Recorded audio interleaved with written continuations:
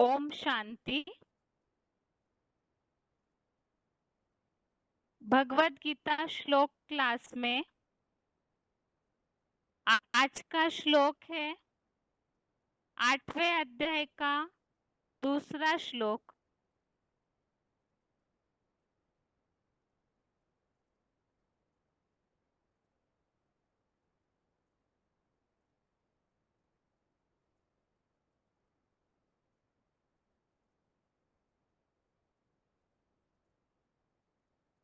अध्याय 8 श्लोक नंबर 2।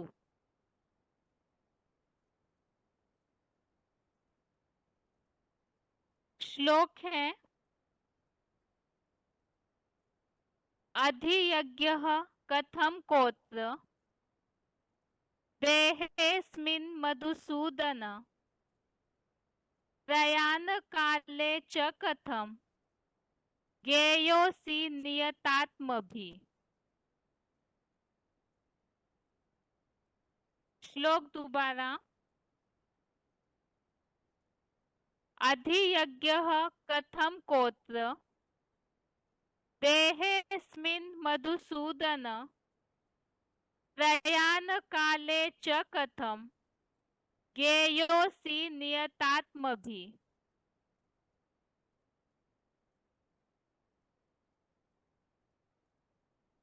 श्लोक का संधि विच्छेद है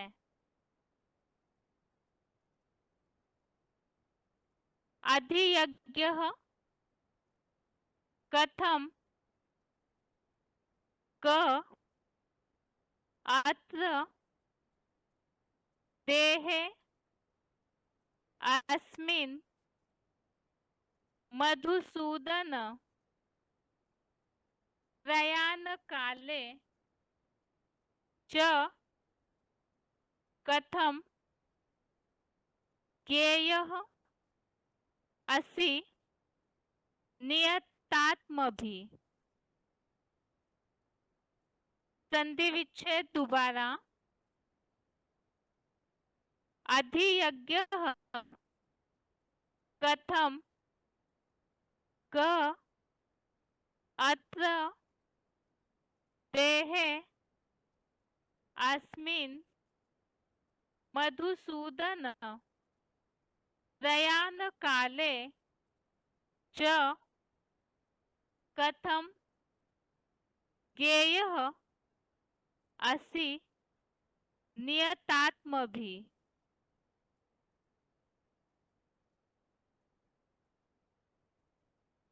शब्दों के अर्थ है मधुसूदन अर्थात हे मधु जैसे मीठे काम के हंता। अत्र अर्थात इस देहे अर्थात देह में अधियज्ञ अर्थात यज्ञ का अधिपति कथम अर्थात कैसे क अर्थात कौन है चास्मिन इसमें दो शब्द है च अस्मिन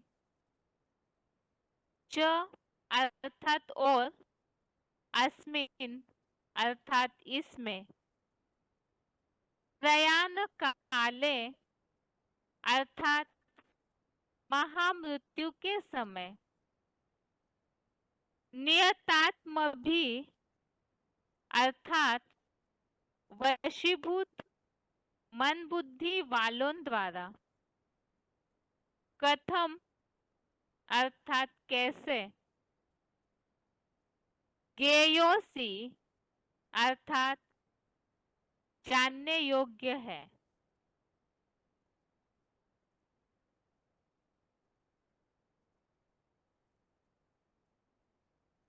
शब्दों के अर्थ दोबारा। मधुसूदन अर्थात हे मधु जैसे मीठे काम के हंता।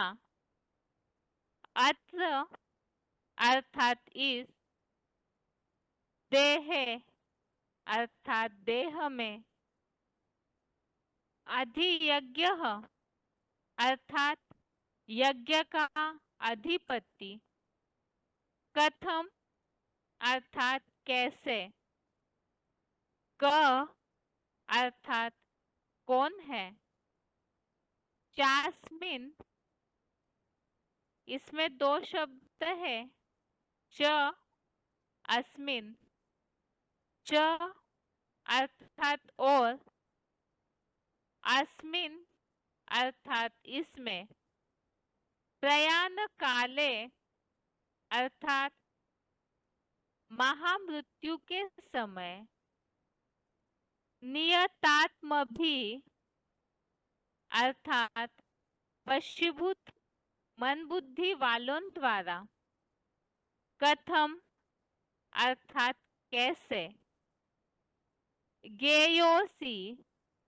इसमें भी दो शब्द है, ज्ञेय असि, ज्ञेय अर्थात जानने योग्य, असि अर्थात है, ज्ञेयोसी अर्थात जानने योग्य है। श्लोक का अर्थ है, हे मधु जैसे मीठे काम के हंता, इस देह में यज्ञ का अधिपति कैसे और कौन है,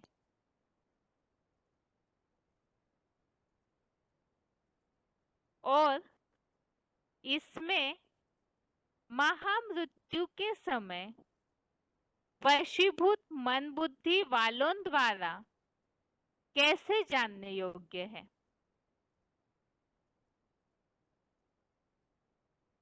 जैसे कि पहले श्लोक में भी 8वें अध्याय के अर्जुन ने कुछ प्रश्न पूछे थे, और वास्तव में ये जो टॉपिक है इसमें शुरू में ही जो हेडिंग दिया हुआ है उसमें यही बात लिखी है। 1 से 7वें श्लोक तक, श्लोक नंबर 1 से श्लोक 7 तक ब्रह्म, अध्यात्म और कर्म आदि के विषय में अर्जुन के 7 प्रश्न और उनका उत्तर। तो पहले नंबर के श्लोक में भी जैसे अलग अलग प्रश्न अर्जुन ने पूछे, ब्रह्म क्या है, आत्मा के अंदर क्या है, कर्म क्या है, प्राणियों का अधिपति किसे कहते हैं और देवों का अधिपति किसे कहते हैं। इसी तरह से आज के श्लोक में भी अन्य प्रश्न पूछे हैं, इस देह में यज्ञ का अधिपति कैसे और कौन है। तो अर्जुन का जो शरीर रूपी रथ है, जैसे कि ऊपर के श्लोक नंबर 30 में इस बात का उल्लेख आया था, ज्ञान यज्ञाधिपति शिव बाबा सहित जो प्रयाण काल में मुझे जानते हैं अर्थात भगवान को जानते हैं, तो उसी संबंधित अर्जुन ने यहाँ पूछा है कि इस देह में यज्ञ का अधिपति कैसे और कौन है,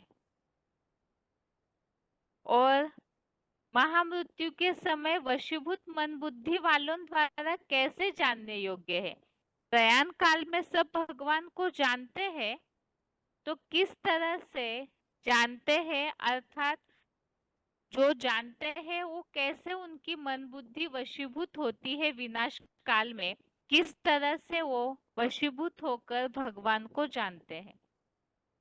श्लोक का क्लैरिफिकेशन सहित अर्थ है, हे मधु जैसे मीठे काम के हंता शिव बाबा, इस देह में यज्ञ का अधिपति कैसे और कौन है, और इस देह में महामृत्यु के समय सच्ची गीता फैमिली प्लानिंग में वशीभूत मन बुद्धि वालों द्वारा कैसे जानने योग्य है। तो इसमें जो बोला गया है श्लोक में क्लैरिफिकेशन वाले अर्थ में, सच्ची Gita family planning. Family planning अर्थात क्या?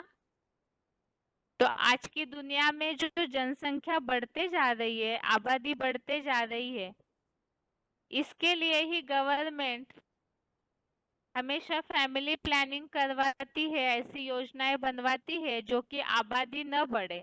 कुछ कुछ ऐसे नियम लागू किए जाते हैं जिससे आबादी न बढ़े। लेकिन जैसे कि मूल्यों में इस बात के लिए बताया है, जब तक मनुष्य 5 विकारों पर जीत न प्राप्त कर ले, आसुरी दुनिया में आसुरत्व जब तक खत्म न हो, तब तक ये जो प्लानिंग है, फैमिली प्लानिंग अर्थात जनसंख्या को रोकना, ये सफल नहीं हो सकता है। और मनुष्य जो खुद विकारी है, वो तो इस बात को कर ही नहीं सकते हैं। तो उस काम के लिए ही जो मूल्यों में उल्लेख आया है, सच्ची गीता के अनुसार फैमिली प्लानिंग की ड्यूटी तो एक शिव बाबा की ही है। तो महाभारत युद्ध के समय अर्थात ही महामृत्यु के समय, प्रयाण काल के समय, विनाश के समय में सच्ची गीता ज्ञान के द्वारा जो आसुरी गुण वाले हैं उनका विनाश और दैवी गुण वालों की स्थापना होती है। तो दैवी गुण धारण करने वाले तो बहुत कम होते हैं। तो ऐसे ही इस तरह से असुरों की संख्या कम होकर गिनती वाली संख्या नई दुनिया में रहती है। तो सच्ची गीता ज्ञान के द्वारा बाद में जो महाभारत युद्ध होता है, उस अनुसार ही ये फैमिली प्लानिंग जो सच्ची गीता की है वो सफल होती है। और ये चलती कब है? तो उसके लिए बताया महामृत्यु के समय, विनाश काल के समय में। तो ऐसे समय में, विनाश के समय में वशीभूत मन बुद्धि वालों द्वारा कैसे जानने योग्य है? तो क्या ऐसी प्रक्रिया होती है जो कि मनुष्य भगवान को जान पाते हैं? ये तो अर्जुन के 2 प्रश्न हो गए। अर्जुन ने तो इसमें केवल प्रश्न पूछा है। इसके आगे के श्लोकों में इसका उत्तर भगवान ने अर्जुन को दिया है। इन श्लोकों संबंधित गीता के अन्य अध्यायों में इन प्रश्नों के कहीं उत्तर आए हुए हैं। तो उस श्लोकों को रेफरेंस श्लोक के रूप में देखते हैं।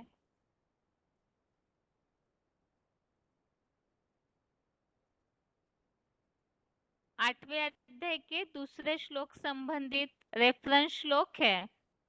एक तो तीसरे अध्याय का 10वां श्लोक, अध्याय 3 श्लोक नंबर 10।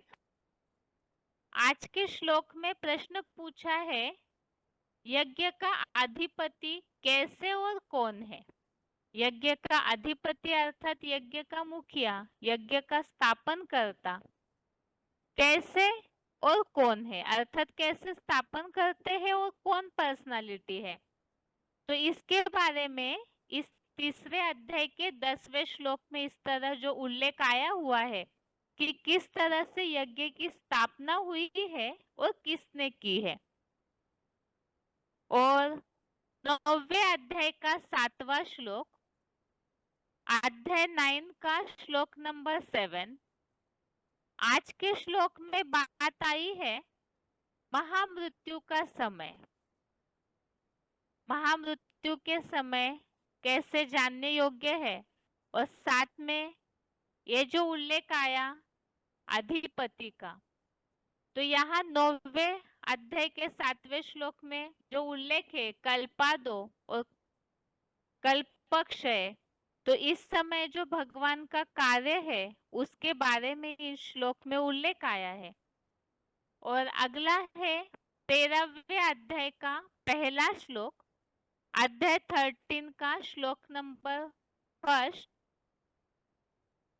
आज के श्लोक में बात आई है इस देह में। तो अभी तक पहले अध्याय से जो हमने श्लोक देखे हैं, इसमें जो उल्लेख है अर्जुन का जो रथ है, शरीर रूपी जो रथ है अर्जुन का, तो उसमें ही उसका आधार लिया है भगवान ने, अर्थात उसमें प्रवेशता है। तो यहाँ पर इस देह में अर्थात ही उसी के बारे में इस श्लोक में उल्लेख आया है, क्षेत्र और क्षेत्रज्ञ के बारे में। तो इस तरह से ये 8वें अध्याय के दूसरे श्लोक संबंधित रेफरेंस श्लोक, और इसमें अर्जुन के 2 प्रश्न हैं। एक तो इस देह में यज्ञ का अधिपति कैसे और कौन, और विनाश काल में अर्थात महामृत्यु के समय जो सच्ची गीता फैमिली प्लानिंग लागू होती है, ऐसे समय में वशीभूत मन बुद्धि वालों द्वारा भगवान किस तरह जानने योग्य है, अर्थात किस तरह सबकी मन बुद्धि वशीभूत होती है। श्लोक संबंधित पॉइंट्स में इसके बारे में कुछ बातें शिव बाबा ने बताई है, तो उसे VCD से सुनते हैं, लेकिन उसके पहले उच्चारण।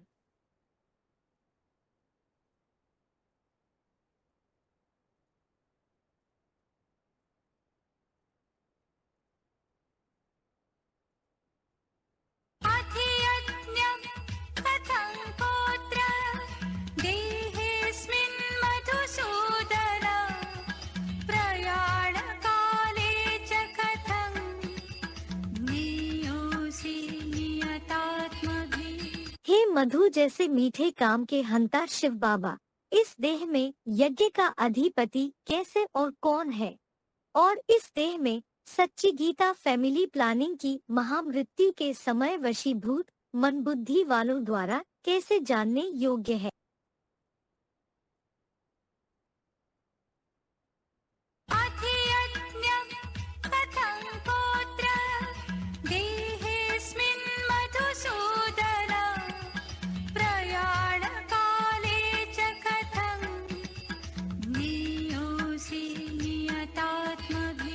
हे मधु जैसे मीठे काम के हंता शिव बाबा, इस देह में यज्ञ का अधिपति कैसे और कौन है, और इस देह में सच्ची गीता फैमिली प्लानिंग की महामृत्यु के समय वशीभूत मन बुद्धि वालों द्वारा कैसे जानने योग्य है।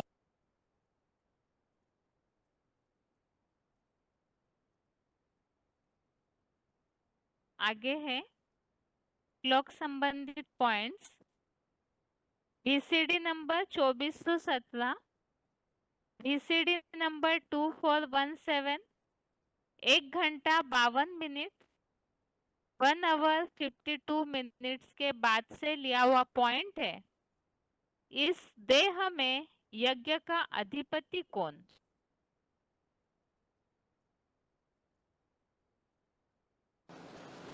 अब ये बड़ा भारी युद्ध भगवान कराने के लिए आया हुआ है। ये युद्ध इस क्षेत्र से निकलता है। कौन सा क्षेत्र? अर्जुन का शरीर रूपी क्षेत्र। इस क्षेत्र का, इस युद्ध क्षेत्र का ज्ञाता कौन है, जानने वाला कौन है, इस क्षेत्र के बारे में कौन जानता है? जो शरीर रूपी ये क्षेत्र है, इसका पूरा जानकार कौन है? कौन? हाँ, वो ज्ञाता है। वो जो शरीर रूपी क्षेत्र है, वो ज्ञेय माने जानने योग्य है। क्या है? जानने योग्य है। क्या जानने योग्य? कि इस मनुष्य सृष्टि रूपी रंगमंच पर कौन सा यज्ञ कुंड है, जिस यज्ञ कुंड के आदेश पर हम तन मन धन स्वाहा करेंगे तो हमारी मुक्ति और जीवन मुक्ति हो जाएगी। हा? वो यज्ञ कुंड भी है, वो यज्ञ पिता भी है इस मनुष्य सृष्टि में। क्या? और यज्ञ कैसा है? अविनाशी रुद्र ज्ञान यज्ञ। यज्ञ कुंड भी अविनाशी है कि विनाशी? अविनाशी रुद्र ज्ञान यज्ञ कुंड है। इसका विनाश कभी होने वाला नहीं। सारी दुनिया का विनाश होगा, लेकिन इस ज्ञान का विनाश नहीं होगा। आगे पॉइंट है BCD number 1003, BCD number 1003, 33 minute 33 minutes के बाद से लिया हुआ पॉइंट है सच्ची गीता फैमिली प्लानिंग।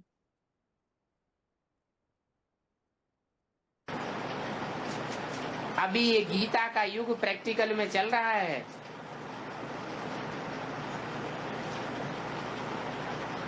गीता है फैमिली प्लानिंग का शास्त्र। सारी दुनिया की फैमिली प्लानिंग हो जाएगी।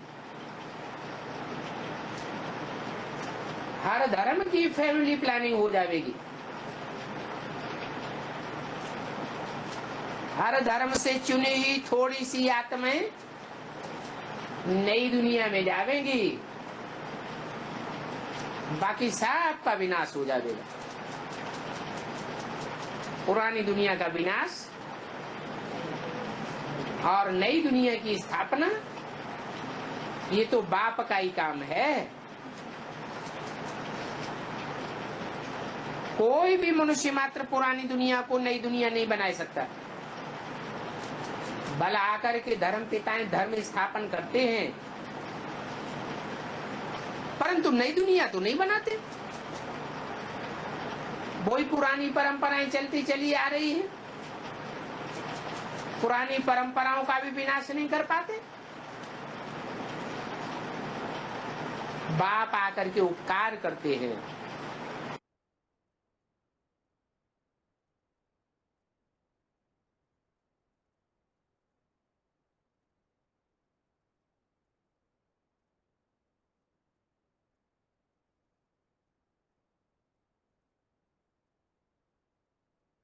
आगे है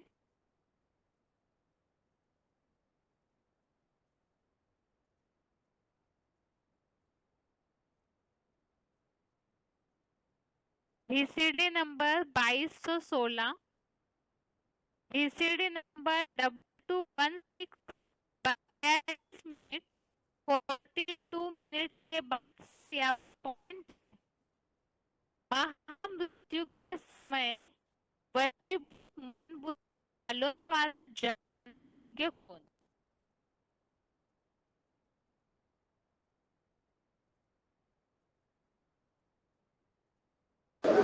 संगम युग में जो राम संपन्न स्टेज को पाता है, त्रेता वाला राम, उसको कहते हैं राम।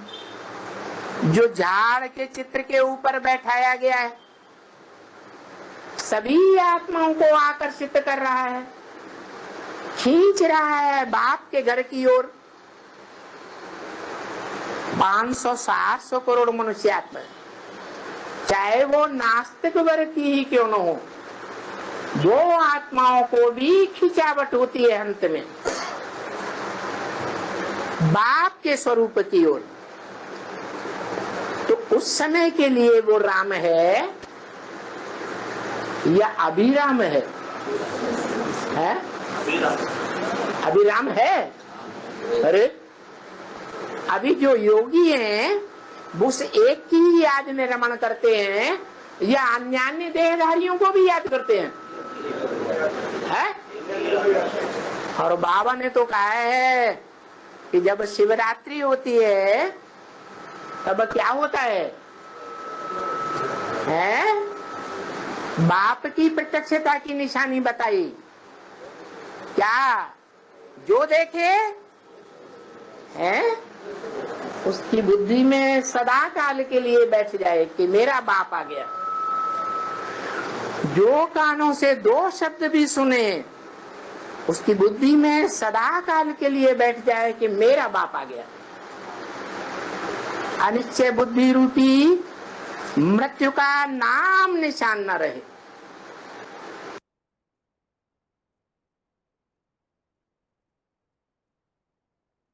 श्लोक संबंधित पॉइंट्स में जिस तरह से बात बताई है, एक तो इस देह में यज्ञ का अधिपति कौन है उसके बारे में बताया, क्षेत्र और क्षेत्रज्ञ का ज्ञाता। और सच्ची गीता फैमिली प्लानिंग अनुसार अर्थात महामृत्यु के समय, विनाश के समय जो जनसंख्या कम हो जाती है, दैवी गुण वाले ही बचते हैं। तो ऐसे महाविनाश काल में जो बताया जानने योग्य कौन है, तो उसके लिए जैसे मुरली में बात आई है कि एक बार जो आंखों से देखे, कानों से आवाज सुने, तो उनके मन में ये बात बैठ जाएगी कि हमारा बाप आ गया है। इस तरह से ये दूसरे श्लोक संबंधित पॉइंट्स है। अभी आगे रिवीजन।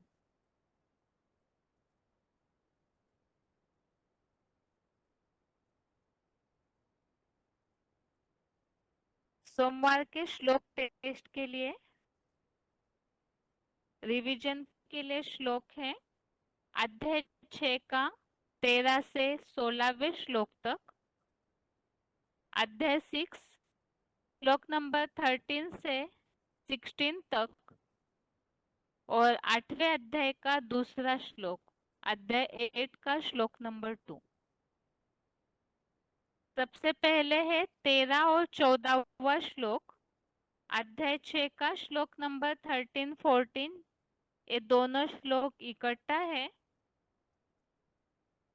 श्लोक है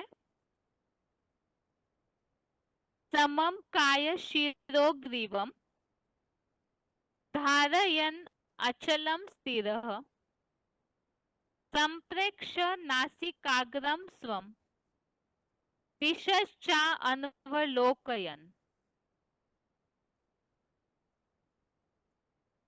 श्लोक नंबर 14 है प्रशांतात्मा विगतभिर् ब्रह्मचारी व्रते स्थितः मनः संयम्य मच्चित्तो युक्त आसीत मत्परः। अर्थात स्थिर हुआ संन्यास योगी शरीर, सिर, गर्दन को एक सीध में अडोल रखते हुए और अपनी भ्रुकुटी मध्य में बुद्धि नेत्र से नासिकाग्र में संपूर्ण खुली आंखों द्वारा अपलक हुआ, निश्चल मन से दिशाओं को न देखता हुआ, प्रशांत चित्त हुआ, निर्भय और बलवती दृढ़ता से, काम जितेच्छा से ब्रह्मचर्य व्रत में स्थिर हुआ, मन एकाग्र करके मेरे में चित्त सहित आश्रित हो, अव्यभिचारी इंद्रियों द्वारा बाबा से योग लगाए। अब जैसे कि इसके पहले का 11 व 12वां श्लोक में जो उल्लेख आया है, याद की स्थिति अर्थात याद में, योग में बैठते समय क्या प्रक्रिया होनी चाहिए, तो उस श्लोक में तो जैसे बताया इस स्थान के बारे में, अति ऊंचा या नीचा स्थान न हो, और साथ में मन को भ्रुकुटी के बीच में एकाग्र करना और इंद्रियों को पूरी तरह से वशीभूत करके, नियंत्रित करके याद की स्थिति में एकाग्र होना अर्थात योग लगाए, ऐसे बताया। तो ऐसे जब स्थिर हो जाते हैं, पहले तो शरीर को सही स्थान चुन करके, एकांत स्थान चुन करके इंद्रियों को अर्थात शरीर को स्थिर किया, ये तो हो गई पहली स्टेप। और उसके आगे की बातें इन श्लोकों में बताई है 13 और 14वें श्लोक में। स्थिर हुआ संन्यास योगी अर्थात जब स्थिर होकर के बैठते हैं याद में, इंद्रियों को भी ठीक कर लिया, स्थिर कर लिया, मन को भ्रुकुटी में एकाग्र कर लिया। अब यहाँ आज के श्लोक में बताया है सिर गर्दन को एक डोलते हुए अपने नासिकाग्र में संपूर्ण खुली आंखों द्वारा। तो खास जैसे कि दुनिया में लोग ध्यान लगाते हैं, मन एकाग्र करते हैं अलग अलग तरीके से, तो आंखें बंद करते हैं। लेकिन जैसे कि भगवत गीता में इस बात को स्पष्ट किया है, संपूर्ण खुली आंखों द्वारा, अर्थात अपनी एकदम सीधा बैठ करके आंखें खुली रख करके कोई भी दिशाओं को न देखता हुआ। तो दिशाओं को न देखता हुआ अर्थात एकाग्र होकर आंखें एकटिक होनी चाहिए। प्रशांत चित्त हुआ अर्थात पूरी तरह से शांत होकर के। मन में जो संकल्पों के तूफान चलते हैं वो संकल्प न चले, अर्थात पूरी तरह से शांत चित्त, निर्भय और ब्रह्मचर्य व्रत में स्थिर हुआ। तो योग लगाने के लिए, भगवान से अपना बुद्धि योग जोड़ने के लिए ब्रह्मचर्य व्रत जरूरी है। और ये सारी प्रक्रिया के बाद फिर मन एकाग्र करके मेरे में चित्त सहित आश्रित हो और व्यभिचारी इंद्रियों द्वारा बाबा से योग लगाए। तो इसमें बहुत सी बातें बताई है, जैसे कि दुनिया में भी इन बातों को नहीं जानते हैं और पुरुषार्थी जीवन में भी हमें लागू करने के हिसाब से एक तो सीधा बैठना है, अर्थात याद में बैठते समय कोई भी सपोर्ट नहीं लेना है बैठने के लिए, निराधार होना चाहिए। दूसरा बताया आंखें खुली होनी चाहिए। तीसरा बताया आंखें खुली है तो इधर उधर न देखे, नासिकाग्र अर्थात पूरी तरह एक टिक हो जाए आंखें और चित्त शांत हो, अर्थात मन में संकल्पों के तूफान न हो। और पवित्रता जरूरी है। तो ये सारे के बाद फिर योग लगाना अर्थात भगवान को याद करना है अव्यभिचारी इंद्रियों द्वारा। और श्लोक संबंधित रेफरेंस श्लोक 17वें अध्याय का 14वां श्लोक, अध्याय 17 श्लोक नंबर 14, इसमें उल्लेख आया है ब्रह्मचर्य। ये भी एक दैहिक तप है। तो आत्मा का तप है आत्मिक स्थिति, दैहिक तप के लिए बताया ब्रह्मचर्य व्रत। आगे का श्लोक है 15वां श्लोक, श्लोक नंबर 15।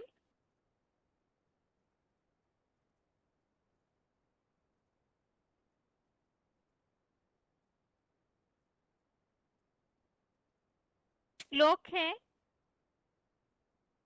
युञ्जन्नेवं सदात्मानं योगी नियतमानसः शांतिं निर्वाण परमां मत्संस्थाम अधिगच्छति।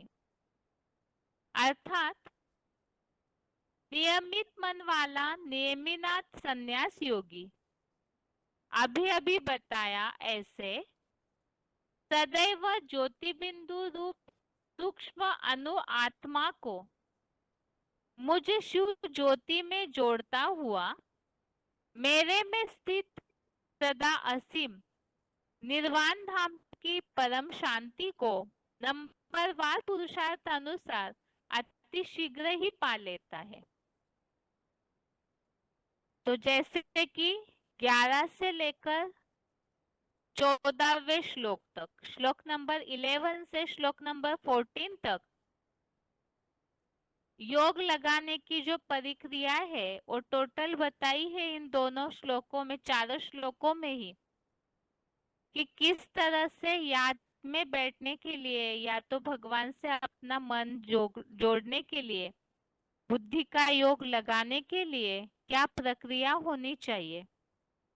आसन भी, पवित्रता का व्रत भी, एकांत स्थान भी, मन भ्रुकुटी के बीच में एकाग्र हो, और उसके अलावा बताया आंखों से कहीं इधर उधर देखना नहीं, इंद्रिया भी पूरी तरह से कंट्रोल में हो, वशीभूत हो, तो ऐसे पूरी तरह से विधि पूर्वक योग लगाने की प्रक्रिया बताई है। और उसे जो नियम पूर्वक करता है, नियमित, जो श्लोक नंबर 15 में बताया, नियमित मन वाला संन्यास योगी। तो 6वें अध्याय में अभी तक के श्लोकों में जो बातें बताई है, बेहद का संन्यास योगी अर्थात जो कर्म योगी भी है और संकल्पों का संन्यास किया हुआ भी है।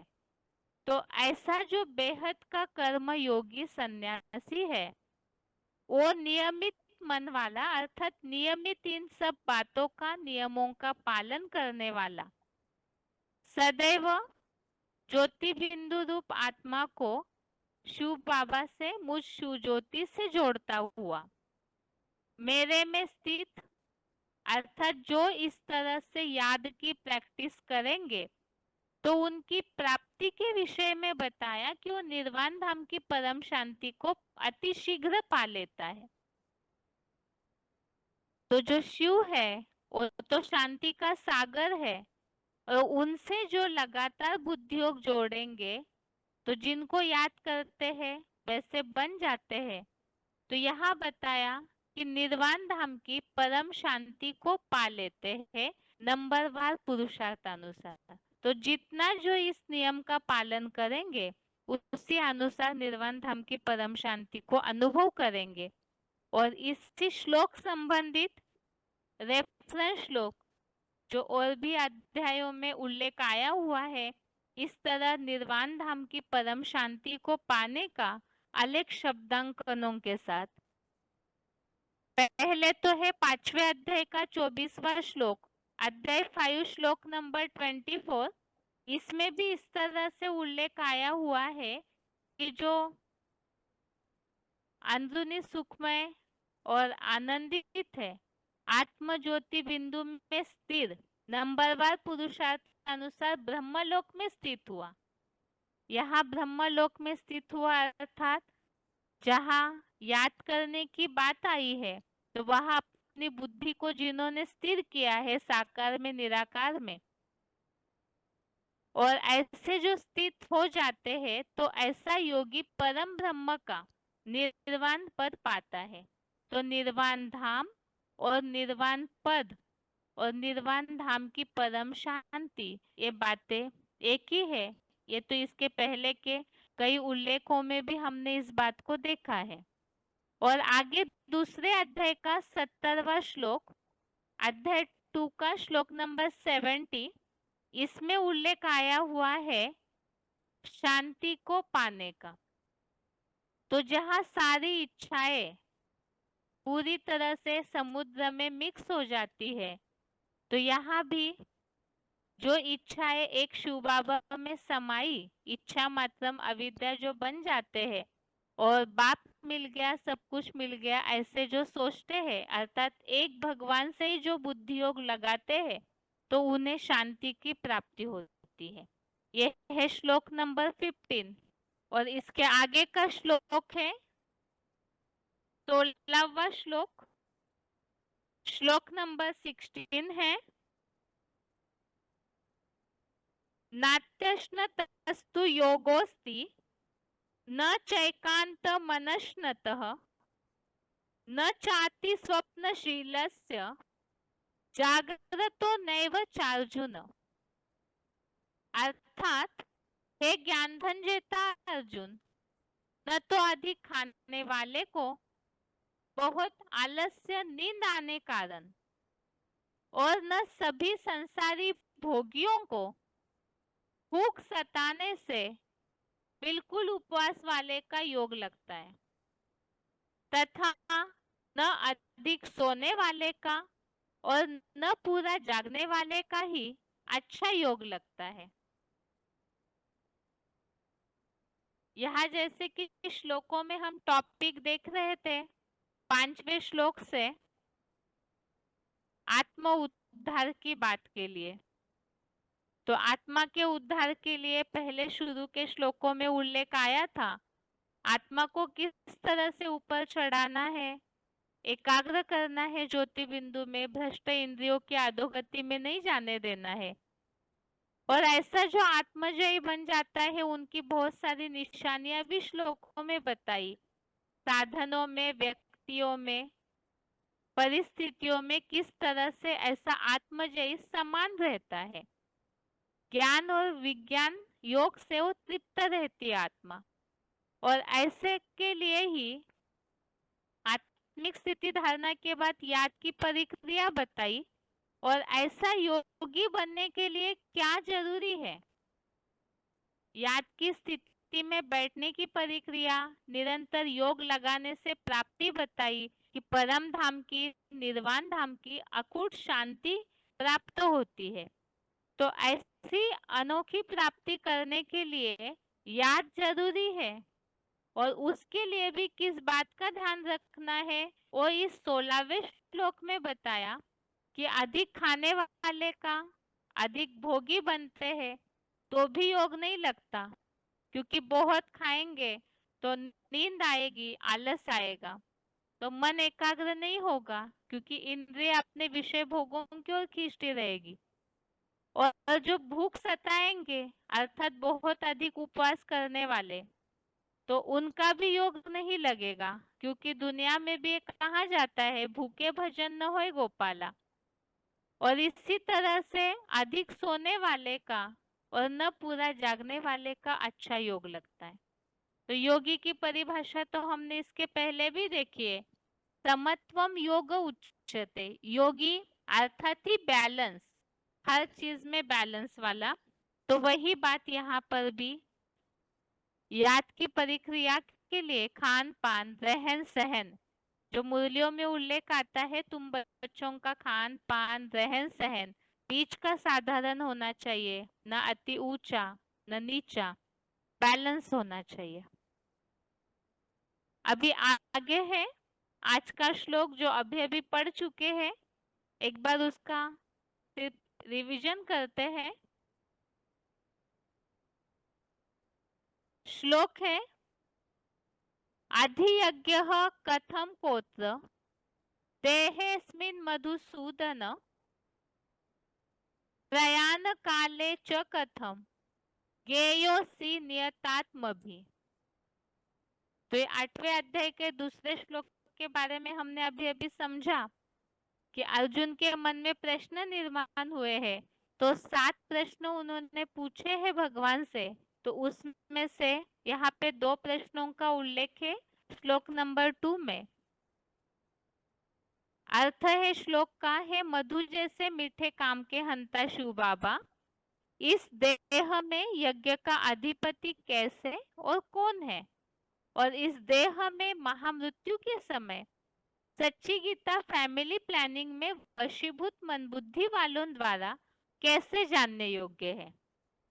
अर्थात विनाश के समय किस तरह से ऐसे क्या होता है जो सबकी मन बुद्धि वशीभूत हो जाती है और फिर वो भगवान को पहचानते हैं। तो क्या ऐसी बात होगी विनाश के समय, तो उसके बारे में पूछा है। और जो अर्जुन रथ है, शरीर रूपी रथ अर्थात देह, उसमें यज्ञ का अधिपति कौन और कैसे है। तो इस तरह से 8वें श्लोक में, अध्याय के दूसरे श्लोक में ये 2 प्रश्न हो गए अर्जुन के, और इनके उत्तर के लिए हमने रेफरेंस श्लोक भी देखे थे।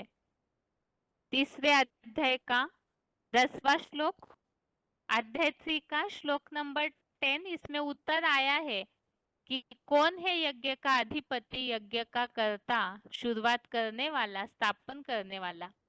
और 9वें अध्याय का 7वां श्लोक, अध्याय 9 का श्लोक नंबर 7, इसमें जिस तरह उल्लेख आया है स्थापना का, कल्पादो ओ अर्थात शुरुआत, और कल्पक्षय अर्थात विनाश के बारे में।